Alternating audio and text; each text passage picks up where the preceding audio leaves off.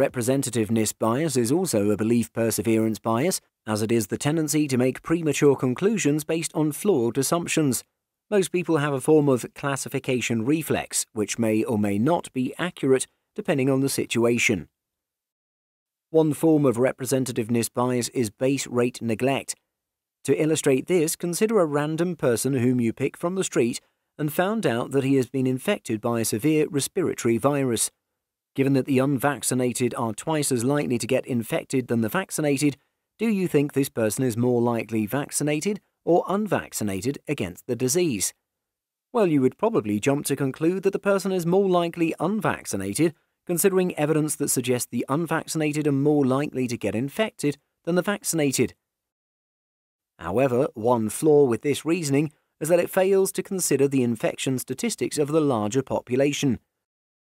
For example, if 8 in 10 of the population have been vaccinated, and if the chances of unvaccinated getting infected is 1 in 2, but 1 in 4 for the vaccinated, this infected person in this population is in fact 2 times more likely to be vaccinated.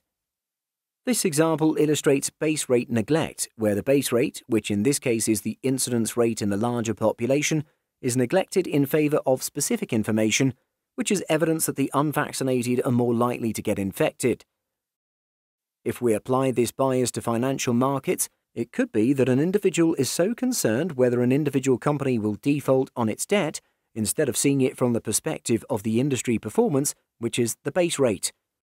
That is, if the industry as a whole is doing very well and there has been no default for the past 10 years, chances of the particular company defaulting may be very low. A second type of representativeness bias is sample size neglect, which refers to making conclusions based on a small and potentially unrealistic data sample.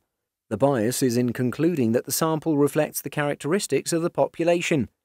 For example, a fund manager may show strong performance over a 3-year time horizon. This may lead investors to assume that this is evidence of superior skill. However, examination of longer sample periods may show a lack of persistence, which the investor may have ignored. The evidence of the lack of persistence of managers' relative performance over time does not support investors' conclusion that this manager will continue to outperform. You're watching an excerpt from our comprehensive animation library. For more videos like these, head on down to prepnuggets.com. At Prep Nuggets, let us do the hard work for you.